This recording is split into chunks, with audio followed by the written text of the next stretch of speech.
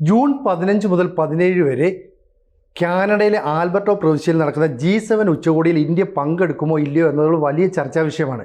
അപ്പോൾ ഇന്ത്യയെ സംബന്ധിച്ചിടത്തോളം G7 ഉച്ചകോടിയിൽ പങ്കെടുക്കുക എന്ന് പറയുന്നത് വലിയ കാര്യമൊന്നുമല്ല. പക്ഷേ മറ്റ് ചില രാജ്യങ്ങൾക്ക് ഇന്ത്യ പങ്കെടുക്കേണ്ടത് വളരെ അത്യാവശ്യമാണ്. അങ്ങനെ അമേരിക്കയുടെ നിർബന്ധപ്രകാരം കനേഡിയൻ പ്രധാനമന്ത്രിയായ മാർക്കോ കാർണി ഇന്ത്യൻ പ്രധാനമന്ത്രി നരേന്ദ്രമോദിയെ ടെലിഫോണിൽ വിളിക്കുന്നു. എന്നിട്ട് G7 ഉച്ചകോടിയിൽ പങ്കെടുക്കണം, ഇതിനുശേഷം നമുക്ക് നയതന്ത്ര തലത്തിൽ ഉൾപ്പെടെയുള്ള ചർച്ചകൾ നേരിട്ട് നടത്താമെന്നൊക്കെ പറയുന്നു. അപ്പോൾ ഇന്ത്യയും കാനഡയും തമ്മിലുള്ള പ്രശ്നങ്ങൾക്ക് ഒരു മഞ്ഞുരുക്കൽ ഉണ്ടാകണമെന്ന് കാനഡയും ആഗ്രഹിക്കുന്നു, ഒപ്പം അമേരിക്കയും ആഗ്രഹിക്കുന്നു. ഇതിനിടയിൽ ഇന്ത്യൻ പ്രധാനമന്ത്രിയെ എന്തിനാണ് കാനഡയിലേക്ക് ക്ഷണിച്ചതെന്ന് പറഞ്ഞ് ഖലിസ്ഥാൻവാദികൾ പരസ്യമായി വലിയ പ്രക്ഷോഭങ്ങളും അതുപോലെ തന്നെ വലിയ പ്രതിഷേധങ്ങളുമൊക്കെ സംഘടിപ്പിക്കാനായിട്ട് ഒരുങ്ങുകയാണ്. എന്ന് പറഞ്ഞാൽ ഇന്ത്യൻ പ്രധാനമന്ത്രി നരേന്ദ്രമോദിക്ക് ജീവന് പോലും ഭീഷണി ഉയർത്തുന്ന തരത്തിലുള്ള ചില പ്രതിഷേധങ്ങൾ ഞങ്ങൾ സംഘടിപ്പിക്കും എന്ന രീതിയിലാണ് ഖലിസ്ഥാൻ നേതാക്കൾ രംഗത്ത് വന്നേക്കുന്നത്.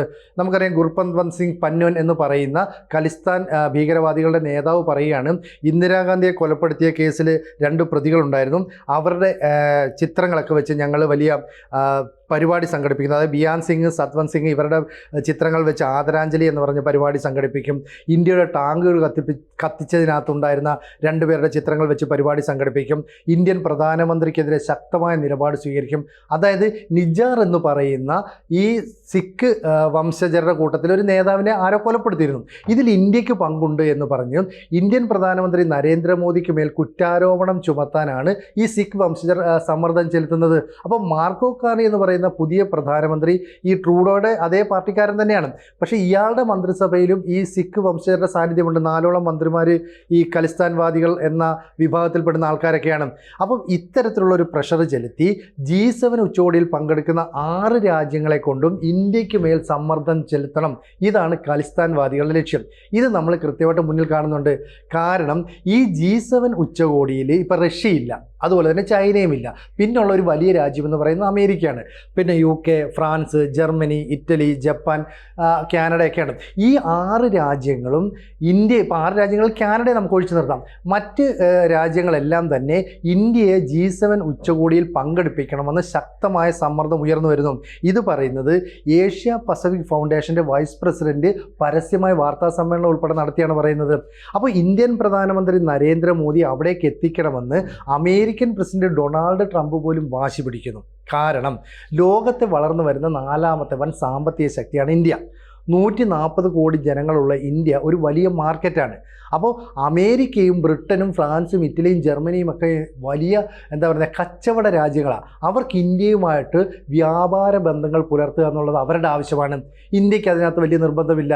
കാരണം ഇത്രയും വലിയ ഒരു മാർക്കറ്റുള്ള ഇന്ത്യക്ക് ചൈനയുമായും റഷ്യയുമായിട്ടൊക്കെ നല്ല ബന്ധമുണ്ടാവുകയും ഇനി റഷ്യയും ചൈനയും ഇന്ത്യയും ചേർന്നൊരു പുതിയ സഖ്യം RIC ഒക്കെ രൂപീകരിക്കുന്നതുമായി ബന്ധപ്പെട്ട വലിയ ചർച്ചകളൊക്കെ നടക്കുകയും ചെയ്യുന്ന സാഹചര്യത്തിൽ യൂറോപ്യൻ രാജ്യങ്ങൾ ഭയപ്പെടുന്നു. എന്ന് പറഞ്ഞാൽ യൂറോപ്യൻ യൂണിയൻ ഒഴികെയുള്ള മറ്റ് ഏത് സഖ്യത്തിലും ഇന്ത്യയെ ഉൾപ്പെടുത്താതെ ഇനി മുന്നോട്ട് പോകാൻ കഴിയാത്ത രീതിയിൽ സൈനികപരമായിട്ടും സാമ്പത്തികപരമായിട്ടും ഒക്കെ നമ്മൾ ഒരുപാട് വളർന്നു കഴിഞ്ഞു. നമ്മളെ മാറ്റി നിർത്താൻ പറ്റില്ല. ഇപ്പോൾ ബ്രിക്സ് എന്ന് പറയുന്ന ഒരു കൂട്ടായ്മ, നമുക്കറിയാം Brazil, Russia, India, China, south Africa ഉൾപ്പെടുന്ന രാജ്യങ്ങൾ ഈ കൂട്ടായ്മയിലേക്ക് വരാൻ ഒട്ടനവധി രാജ്യങ്ങൾ വരുന്നു. യൂറോപ്യൻ യൂണിയനും അമേരിക്കയും തമ്മിൽ വലിയ സംഘർഷം നിലനിൽക്കുന്നു. അവർ അടിച്ചു പിരിയലിൻ്റെ വക്കിലെത്തി നിൽക്കുന്നു. അപ്പോൾ ബ്രിക്സ് ഇപ്പുറത്ത് ശക്തിപ്പെട്ട് കഴിഞ്ഞാൽ അത് അമേരിക്കയ്ക്ക് വലിയ ഭീഷണിയാണ്.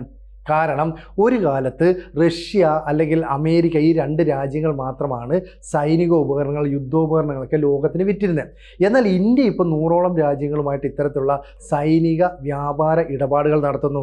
അപ്പോൾ ഇന്ത്യക്ക് അമേരിക്കയുടെ വിമാനം വേണ്ട, അമേരിക്കൻ ആയുധങ്ങൾ വേണ്ട എന്നുള്ള നിലയിലേക്ക് എത്തുകയും ഫ്രാൻസും റഷ്യയും ഇസ്രയേലും പോലും ഇന്ത്യയിൽ നിന്ന് ആയുധങ്ങൾ വാങ്ങുന്ന ഒരു സാഹചര്യം ഉരുത്തിരിയുകയും ചെയ്തു. ഇവിടെ അമേരിക്ക അപകടം മണത്തു. അതുകൊണ്ട് തന്നെയാണ് G7 ഉച്ചകോടിയിലേക്ക് ഇന്ത്യയെ ക്ഷണിക്കണമെന്നും ഇന്ത്യയെ അതിൻ്റെ ഭാഗമായി ഉറപ്പിച്ചു നിർത്തേണ്ടത് യൂറോപ്യൻ രാജ്യങ്ങളുടെ ആവശ്യമാണെന്നും ഇവർ മനസ്സിലാക്കുന്നത്. അപ്പോൾ ചൈനയുമായിട്ട് ചേർന്ന് റഷ്യയുമായിട്ട് ചേർന്ന് ഇന്ത്യ ഇപ്പുറത്തൊരു സഖ്യം വരുന്നു. ഇനി കൂടാതെ ഇറാനുമായിട്ട് ചേർന്ന് ഇസ്രയേലുമായിട്ട് ചേർന്ന് വേറെ കൂട്ടായ്മകൾ വരുന്നു. ആ കൂട്ടായ്മകൾ ഒരുപാട് വരും. ഇവിടെയൊക്കെ ഇന്ത്യക്ക് ഒരു മേജർ റോളുണ്ട് എന്നിവർ മനസ്സിലാക്കുന്നുണ്ട്. അപ്പോൾ ജൂൺ പകുതിയിൽ നടക്കുന്ന G7 ഉച്ചകോടിയിൽ തന്നെ ഈ കാനേഡിയൻ പ്രധാനമന്ത്രി മാർക്കോ കാർണി വിളിച്ചു. അവിടെ ഊർജം, അതുപോലെ തന്നെ സുരക്ഷ തുടങ്ങിയ കാര്യങ്ങൾ, സൈബർ മേഖലയുമായി ബന്ധപ്പെട്ട കാര്യങ്ങളിലൊക്കെ വിപുലമായ ചർച്ച നടത്തും.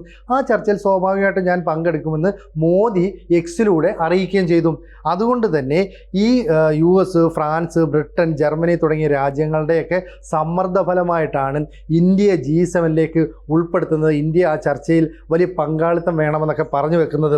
അപ്പോൾ 55% യങ്സ്റ്റേഴ്സ് ഉള്ള ഇന്ത്യയിൽ ടെക്നിക്കൽ മേഖലയിൽ, നഴ്സിംഗ് മേഖലയിൽ, അതുപോലെ തന്നെ സാങ്കേതിക പരിജ്ഞാനം വേണ്ട മേഖലയിലൊക്കെ തന്നെ വലിയ ഒരു ഭൗതിക സമ്പത്താണുള്ളത്. അപ്പോൾ ഇന്ത്യൻ യുവത്വത്തിൻ്റെ ഒരു പങ്കാളിത്തം ലോക രാജ്യങ്ങളുടെ വളർച്ചയ്ക്ക് ആവശ്യമാണ്. ഇത് ഇന്ത്യക്കും ആവശ്യമാണ്. അപ്പോൾ ഇന്ത്യ എന്ന് പറയുന്ന രാജ്യം ഇനി സ്വന്തം രാജ്യത്തു നിന്ന് മാത്രമേ ഉൽപ്പന്നങ്ങൾ വാങ്ങുന്നു എന്ന് തീരുമാനിച്ചാൽ ലോക കമ്പോളത്തിൽ വലിയ തകർച്ച മറ്റ് രാജ്യങ്ങൾക്കുണ്ടാകും. ഇതൊക്കെ ഒഴിവാക്കാൻ വേണ്ടി ഇന്ത്യയുമായിട്ടൊരു നല്ല ബന്ധം പുലർത്തുന്നു. ഇപ്പോൾ നമുക്കറിയാം മലേഷ്യയും സിംഗപ്പൂരും തൈവാനും പോലെയുള്ള രാജ്യങ്ങൾ ഇന്ത്യയിൽ നിന്ന്, ചെറു രാജ്യങ്ങളാണ്, പക്ഷേ ഇന്ത്യയിൽ നിന്ന് ആയുധങ്ങൾ വാങ്ങാനായിട്ട് അവർ ക്യൂ നിൽക്കുന്നു. അർമേനിയ പോലുള്ള രാജ്യങ്ങൾക്ക് നമ്മൾ ആയുധം കൊടുക്കുന്നു. ഗ്രീക്ക് ഇന്ത്യയുമായിട്ട് കൂടുതൽ അടുത്ത ബന്ധം പുലർത്തുന്നു. ഇതെല്ലാം കൂടെ കൂട്ടി വായിക്കുമ്പോൾ ഈ യൂറോപ്പിലെ G7 എന്ന് പറയുന്ന ഉച്ചകോടിയിൽ ഇന്ത്യയെ മാറ്റി നിർത്തിക്കൊണ്ട് കാനഡയ്ക്ക് മുന്നോട്ട് പോകാൻ കഴിയുന്നില്ല. അപ്പോഴാണ് ഈ ഖലിസ്ഥാൻവാദികൾ ഭീകര പ്രശ്നവുമായിട്ട് ഇന്ത്യയിലേക്ക് വരുന്നത്. കാരണം ഞാൻ നേരത്തെ പറഞ്ഞു, അവരുടെ ഒരു നേതാവിനെ കൊന്നതുമായി ബന്ധപ്പെട്ട് ഇന്ത്യയുമായിട്ടുള്ള നയതന്ത്ര ബന്ധം പൂർണ്ണമായിട്ടും മുലഞ്ഞതാണ്. അങ്ങനെ കാനഡയിലെ ഇന്ത്യൻ നയതന്ത്ര പ്രതിനിധികളെ, അംബാസഡറെ തന്നെ പുറത്താക്കി. ഇന്ത്യയിൽ നിന്ന് കാനഡ പ്രതിനിധികളൊക്കെ പുറത്താക്കിയതാണ്. ഈ മഞ്ഞുരുകൾ നടക്കുമ്പോഴാണ് വീണ്ടും ഗുർപത്വന്ത് സിംഗ് പൻവൻ ഉൾപ്പെടെയുള്ള നേതാക്കൾ ഇന്ത്യക്കെതിരെ, മോദിക്കെതിരെ നിലപാടുമായിട്ട് രംഗത്തേക്ക് വരുന്നത്. ഇത്തരത്തിലുള്ള നിലപാട് സ്വീകരിച്ചു കഴിഞ്ഞാൽ ഒരു പക്ഷേ അമേരിക്കയും കാനഡയും പോലും അവിടെ എന്തെങ്കിലുമൊക്കെ നടപടികളുമായിട്ട് രംഗത്ത് വരാനുള്ള സാധ്യതയുണ്ട്. കാരണം കാനഡ അമേരിക്കയുടെ ചൊൽപ്പടിക്ക് അപ്പുറത്തേക്ക് പോവില്ല. കാനഡ വലിയ ക്രൂഡ് ഓയിലിൻ്റെ സംഭരണമുള്ള രാജ്യമാണ്. ഇന്ത്യക്കും ചൈനയ്ക്കും ഒക്കെ വിറ്റാൽ മാത്രമേ അവർക്കും പിടിച്ചു നിൽക്കാൻ കഴിയുള്ളൂ. ചുരുക്കം പറഞ്ഞാൽ ഇന്ത്യയെ ഒഴിവാക്കിക്കൊണ്ടൊരു മുന്നേറ്റം അവർക്ക് പറ്റില്ല. ഇറാനും അഫ്ഗാനും ഉൾപ്പെടെയുള്ള രാജ്യങ്ങൾ ഇന്ത്യയുമായിട്ട് കൂടുതൽ ബന്ധം സ്ഥാപിച്ചു വരികയാണ്. ഇതൊക്കെ തന്നെ മറ്റ് രാജ്യങ്ങളെ ഭയപ്പെടുത്തുന്നുണ്ട്. മാത്രമല്ല 145 കോടി ജനങ്ങളുള്ള ഒരു മാർക്കറ്റ്, സമ്പദ് വ്യവസ്ഥയിൽ 4ാമത്തെ രാജ്യമായി വളർന്നു വരുന്നു. സൈനിക മേഖലയിൽ ഇന്ത്യയുടെ നേട്ടങ്ങൾ ഇന്ത്യ പാക് സംഘർഷത്തിലൂടെ വെളിവാക്കുകയും ചെയ്തിട്ടുണ്ട്. അതുകൊണ്ട് തന്നെ ഈ G7 ഉച്ചകോടിയിൽ ഇന്ത്യൻ പ്രധാനമന്ത്രി നരേന്ദ്രമോദിയുടെ സാന്നിധ്യം ഉണ്ടാകേണ്ടത് യൂറോപ്പിലെ വൻ ശക്തികളുടെ എല്ലാം ആവശ്യമാണ്. അതുകൊണ്ടാണ് മാർക്കോ കാർണി എന്ന് പറയുന്ന കാനേഡിയൻ പ്രധാനമന്ത്രി നേരിട്ട് ഇന്ത്യൻ പ്രധാനമന്ത്രിയെ ഫോണിൽ വിളിച്ചത്. അദ്ദേഹം നേരിട്ട് എത്തണമെന്നും അതിനുശേഷം നമുക്ക് നയതന്ത്ര തലത്തിൽ ചർച്ച നടത്തണമെന്നും പറയുന്നുണ്ട്. ഇപ്പോൾ നമുക്ക് മനസ്സിലാകുന്ന ഒരു കാര്യം, ഡൊണാൾഡ് ട്രംപ് എന്ന് പറയുന്ന അമേരിക്കൻ പ്രസിഡന്റ് വലിയ തോതിൽ സമ്മർദ്ദം കാനഡയ്ക്ക് മേൽ ചുമത്തിയിട്ടുണ്ട്. അങ്ങനെയാണ് ഇന്ത്യൻ പ്രധാനമന്ത്രിയെ ക്ഷണിക്കുന്നത്. അദ്ദേഹം പോകണോ വേണ്ടോ എന്നുള്ള കാര്യത്തിൽ ഔദ്യോഗികമായ തീരുമാനം ഇപ്പോഴും പൂർണ്ണമായും പ്രഖ്യാപിച്ചില്ല എന്നാണ് സൂചനകൾ പുറത്തു വരുന്നത്. പക്ഷേ G7 അദ്ദേഹം പങ്കെടുക്കാനുള്ള സാധ്യത വളരെ കൂടുതലാണ്. കാരണം തുർക്കിക്ക് ഒരു പണി കൊടുക്കാനായിട്ട് സൈപ്രസ് സന്ദർശിക്കുന്നുണ്ട്, ഇപ്പുറത്ത് ക്രൊയേഷ്യ സന്ദർശിക്കുന്നുണ്ട്.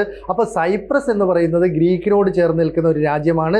മാത്രമല്ല തുർക്കി കഴിഞ്ഞ 1974 മുതൽ സൈപ്രസിന് മേൽ ആധിപത്യം സ്ഥാപിക്കാൻ ശ്രമിക്കുന്നുണ്ട്. അവരെ സൈപ്രസ് എന്ന് പറയുന്ന ദ്വീപിനെ തുർക്കിയോടൊപ്പം ചേർക്കാൻ ശ്രമം നടത്തുന്നുണ്ട്. അവർക്ക് പണി കൊടുക്കണമെന്നുള്ള ലക്ഷ്യം ഇന്ത്യക്ക് ഉള്ളത് കൊണ്ട് തന്നെ ഈ G7 ഉച്ചകോടിയിൽ പങ്കെടുക്കാൻ ഇന്ത്യ പോകുന്ന വഴിക്ക് സൈപ്രസ് വിസിറ്റ് ചെയ്യും.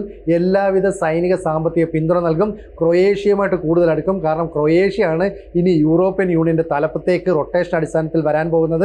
അങ്ങനെ മെഡിറ്ററേനിയൻ മേഖലയിൽ, യൂറോപ്യൻ മേഖലയിൽ വലിയ സാന്നിധ്യം ഉറപ്പിക്കാൻ ഇന്ത്യ തീരുമാനിച്ചു. മുമ്പ് ഇത്തരം കളികൾക്കൊന്നും ഇന്ത്യ പോകില്ലായിരുന്നു. പക്ഷേ ഇനി അങ്ങനെയല്ല, ഞങ്ങൾ ലോകത്തെ ഒരു മേജർ കീ പ്ലെയറായി മാറാൻ പോകുന്നു എന്ന സന്ദേശമാണ് ഈ G7 ഉച്ചകോടിയുമായി ബന്ധപ്പെട്ട് ഇന്ത്യ എടുക്കുന്ന തീരുമാനം. കൂടുതൽ വാർത്തകളും വിശേഷങ്ങളും നിങ്ങളിലേക്ക് എത്താൻ ABC മലയാളം സബ്സ്ക്രൈബ് ചെയ്യുക, ബെൽ ബട്ടണും അമർത്തുക.